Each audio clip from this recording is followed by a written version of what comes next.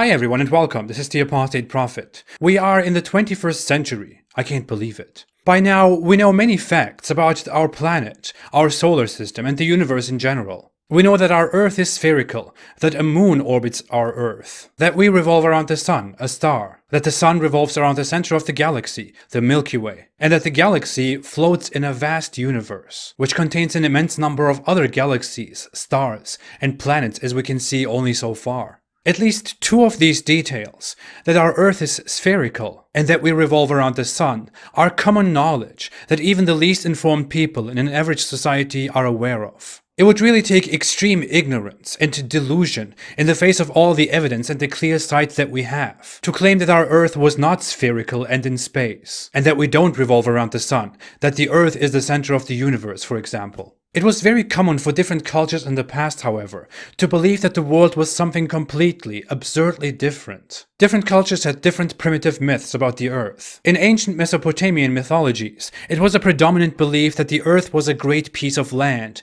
that is surrounded by an ocean. No one knew how big the ocean was. There was a heaven above and an underworld below us, where dead people go. According to the Babylonian map of the world, the Earth was surrounded by an ocean, and there were 7 islands about which we don't know anything. Sumerians believed that there was only the ocean in the beginning, then the earth and the sky came into existence, then everything else. There were also 3 or 7 heavens above us. According to Zoroastrianism, there was light above and darkness below, and the earth was a bed created as a battlefield for the forces of good and evil and their armies. In Norse cosmology and other Germanic European mythologies, people seemingly believed the earth was on a giant tree, in Norse known as Yggdrasil, and there were more little worlds above and below. These beliefs still existed until the 11th and 12th century, until they were replaced by Christianity. Greek philosophers and scientists figured out that the Earth is spherical over 2000 years ago, and the vast majority of Western people knew that the Earth was spherical for the last 2000 years. Knowledge about whether the Sun or the Earth revolve around the other, what is the center of the universe, and what lies beyond our solar system, has developed over the last 2000 years. Arabs and Muslim societies adopted Greek findings 1000 years ago and helped develop astronomy. But the culture in which Islam as a religion came into existence was like one of those primitive cultures and their primitive, absurd ideas about the cosmos. Muhammad and Islam came out of that culture, and the Quran doesn't correct those false beliefs at all, it continues them. As always with such a topic, I want to remind everyone that it is believed that the Quran was entirely, directly authored by Allah, that everything in it is perfect, that the Quran makes numerous remarks about the natural world, and that the Quran itself says that if there is only one mistake in the Quran, then it can't be from Allah, which means Islam cannot be true. The first point is that the Quran always described the earth as a bed that Allah spread out for us. That sounds so comfortable, doesn't it? This is repeatedly mentioned in over 12 instances.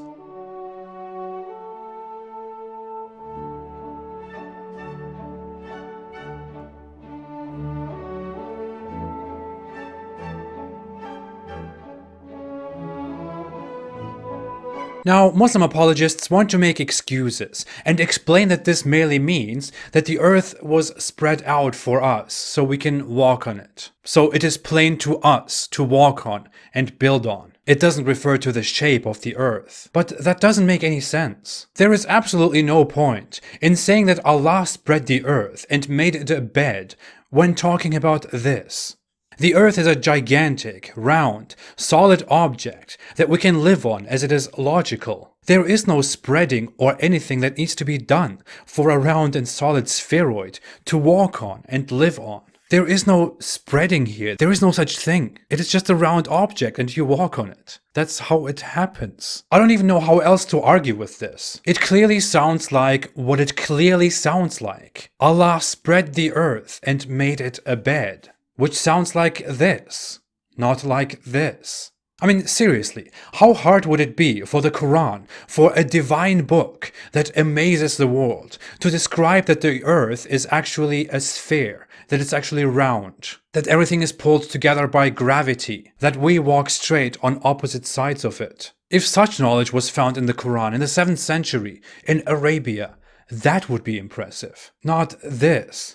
Look at this. In over 6 instances, the Quran even says, often after describing that Allah made the earth a spread bed, that Allah put firm mountains into this earth. It even explicitly describes these mountains as pegs or spikes. So the Quran's author claims not only that Allah made the earth a bed and spread it, but also that he put mountains as objects into or onto this earth, when in reality mountains are the ground that we walk on.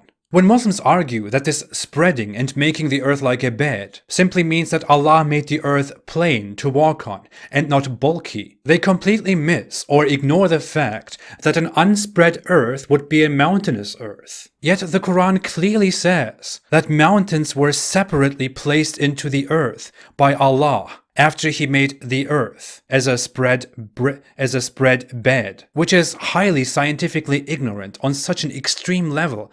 I can't believe we're talking about this. Moreover, the Quran doesn't just stop at saying that the earth was made as a comfy bed by Allah, the best of housekeepers, the most bright God. It also says that the heavens were created during this creation by the helpful Allah.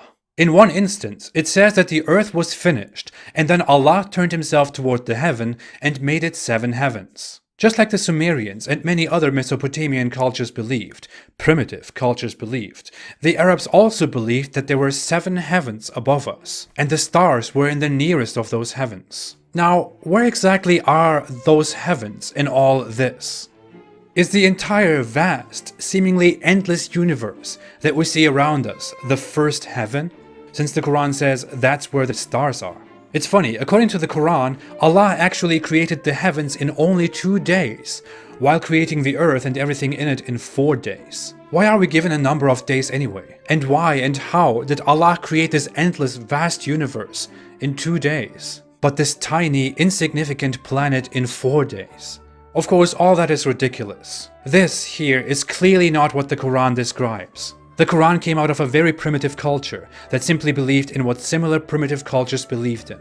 The Quran doesn't describe our spherical earth and the vast universe, of which Muhammad and his followers were completely unaware of. Otherwise, they would have mentioned outer space, the vast universe, galaxies, stars, other planets, or just simply our solar system and how it is arranged. Why does the Holy Quran, which is supposed to be completely accurate and a miracle, never explicitly talk about the shape of the Earth, the solar system, other solar systems, other planets? Why is there no information about the galaxy and other galaxies? Why doesn't it talk about the vast universe? Of course, a Muslim apologist would come by and say, well, just because the Quran is silent about these, it doesn't mean it's wrong and ignorant. Yeah, Muslims can tell that to themselves. It's strange, however, that the Quran can never stop talking about the moon and the sun and how they chase each other, and the stars above that could possibly fall down on us, and the sky which Allah is holding up, and the night and the day and how Allah has arranged everything.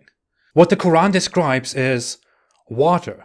Everything was water once, and Allah's throne was on the water, according to the Quran itself, that most Muslims don't properly read.